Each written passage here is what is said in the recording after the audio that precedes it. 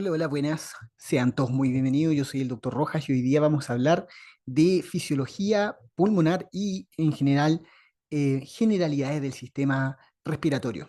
Ya hay hartas cosas entretenidas que podemos hablar de la parte respiratoria. Primero, algunos recordatorios generales. Las personas podrían vivir mucho tiempo sin alimento, podrían sobrevivir varios días sin agua, pero solo algunos minutos sin oxígeno. Por lo tanto, el sistema respiratorio es vital, tiene muchas cosas muy importantes que vamos a tratar de ir conversando. Eh, el oxígeno disponible en el ambiente es necesario para incorporarlo y poder purificarlo, enfriarlo, calentarlo, humidificarlo, para que en el fondo nos pueda funcionar, nos pueda servir adecuadamente. Y este, además de llegar a la parte pulmonar, luego tiene que pasar un proceso para que exista también un intercambio gaseoso a nivel celular, donde las células y parte del organismo, para poder utilizar este oxígeno, tiene que utilizar todo el sistema circulatorio, respiratorio y al finalmente eliminar el dióxido de carbono también hasta hacia el sistema respiratorio. Además, el sistema respiratorio nos va a ayudar a defendernos ante problemas de ácido-base a través del uso del dióxido de carbono y metabolismo también que comparte con la función renal. Para el equilibrio ácido-base, nos va a ayudar en el fondo con una serie de funciones. Una persona en reposo en general respira alrededor de 6 litros de aire por minuto, y esto se puede incrementar en el ejercicio hasta 75 litros por minuto, ¿ya? Por lo tanto es harto. Y la superficie en general que uno utiliza eh, en la parte respiratoria es un área expuesta de unos 28 metros cuadrados. Y en reposo, con inspiraciones profundas, podría llegar hasta 93 metros cuadrados. Esto es prácticamente hablar como que la capacidad dentro de los alvéolos fuera del tamaño de una cancha de tenis. ¿Mm? Uno si lo compara con la piel, porque muchas personas piensan que la piel es la parte más expuesta al aire. La piel en el fondo tiene una superficie total de 1,9 metros cuadrados.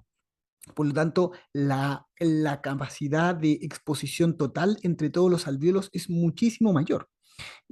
Por eso es que están susceptibles a materiales tóxicos, inhalados, irritantes, porque el sistema respiratorio en el fondo tiene que tener múltiples respuestas ante estas situaciones y estos estímulos. Respecto al sistema respiratorio, recordar en el fondo que inicia en la nariz o eventualmente la boca, donde se ocurren los primeros procesos de filtrado, de limpieza, de calentar y de humidificar el aire. Este viaja a través de la faringe, laringe, tráquea, llega hacia los bronquios se dividen en bronquiolos, que finalmente se subdividen hasta 23 divisiones donde terminan en los conductos alveolares y ahí los conductos alveolares terminan en los alvéolos. ¿Mm? Al menos hasta la 12ª división existen cartílagos o anillos cartilaginosos que mantienen el lumen de los bronquios principales, y en la parte más externa estos pueden responder, se expanden y se contraen con el mismo ciclo respiratorio. Para eso también es importante la presencia del surfactante pulmonar, que es este líquido que nos ayuda en el fondo a que no colapsen en el fondo los bronquiolos. Importante sobre todo en niños, más que nada en adultos. ¿Ya? De ahí, importante hacer un recordatorio de las volúmenes y capacidades pulmonares. ¿Ya? Los volúmenes o capacidades pulmonares hablan de cuántos volúmenes lo que movemos en forma normal una persona. Para hacerlo más fácil y esquemático, vamos a usar como ejemplo un hombre joven, adulto, de unos 70 kilos, eh, como promedio. ¿Ya? Y vamos a hablar de algunos volúmenes. Los volúmenes más importantes a conocer son el volumen corriente, que es lo que respiramos en el fondo en un ciclo normal, en reposo, que equivale como a medio litro. Eso es lo que uno respira en reposo. Cuando uno ocupa además el volumen de reserva inspiratorio, que en el fondo es el máximo volumen que se puede inspirar, la inspiración forzada, eso equivale ya a 1,100 litros en una persona de aproximadamente 70 kilos. Después existe el volumen de reserva expiratorio, que es el volumen máximo que se puede expirar en forma forzosa en reposo. Y eso equivale a 1,2 litros. Y existe además un volumen residual, que corresponde al volumen de aire al cual se encuentra el pulmón después de la expiración forzada, o sea, cuánto queda en el pulmón. Y eso equivale entre 1 litro a 1,5 litros. Después hablamos de las capacidades pulmonares, que en el fondo son las sumas de estos volúmenes. Ejemplo, la capacidad vital. La capacidad vital es el volumen máximo de aire que se puede expirar después de haber hecho una inspiración máxima. Por lo tanto, es el volumen máximo que uno mueve. Por lo tanto, equivale a la suma del volumen respiratorio inspiratorio, el volumen de reserva expiratorio y el volumen corriente o volumen total. Y nos da en total un volumen de 4,8 litros. O sea, eso es el máximo que movemos en una capacidad vital. La capacidad de residual funcional es el volumen de aire que se contiene en el pulmón al final de una expiración normal en reposo, y el igual en fondo a la suma del volumen de reserva más el volumen residual. Por lo tanto, si yo respiro normal, lo que me queda dentro del pulmón equivale a eso, y eso es aproximadamente 2,4 litros. Después hablamos de la capacidad inspiratorio, que corresponde al volumen de reserva inspiratorio más el volumen corriente, y eso son 2,6 litros. Y después la capacidad expiratorio equivale también al volumen corriente, pero esta vez con la expiración. Entonces ahí la suma de esos, medio litro más un litro 200, o un litro 700. Y la capacidad pulmonar total es en lo sumo la suma de todos los volúmenes. En el fondo, corriente, reserva expiratoria y volumen residual. Y eso aproximadamente unos 6 litros en un paciente que pesa unos 70 kilos. ¿Ya?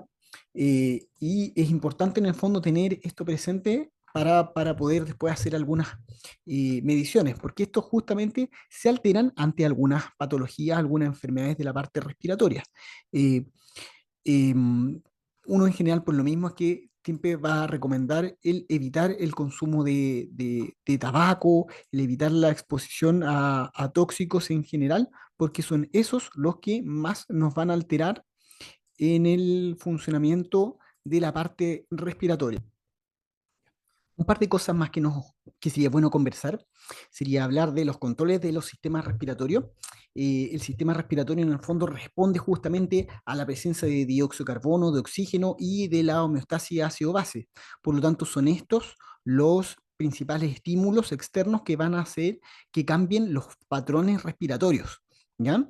Existen algunos receptores a nivel torácico en la pared que en el fondo son de estiramiento pulmonar, o algunos musculares de adaptación lenta que nos ayudan principalmente a los cambios de los volúmenes pulmonares. Existen algunos también receptores de irritación que están a nivel pulmonar, que pueden responder a sustancias químicas, por histamina, por prostaglandina o por agentes nocivos exógenos.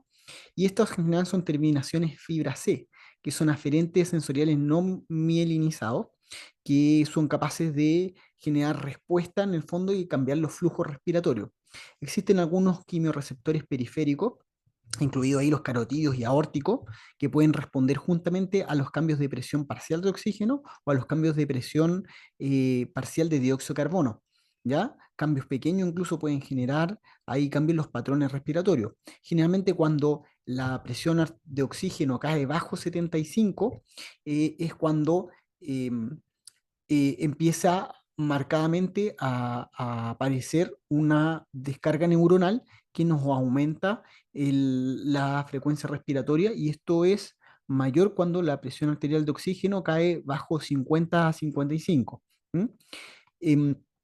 Em, el cuerpo también tiene estos receptores a nivel, le mencioné que estaban a nivel carotídeo, principalmente la zona de la bifurcación carotidia, y en niños estaban más activos también en la zona de la aorta, pero eso en el fondo con el tiempo van bajando su funcionamiento. ¿M? También en el fondo hay cambios en los patrones respiratorios en relación a la acidosis por aumentos de 1 miliequivalente de bicarbonato a nivel plasmático. La presión arterial de CO2 aumenta entre 0,6 a 0,7 milímetros de mercurio, ¿ya?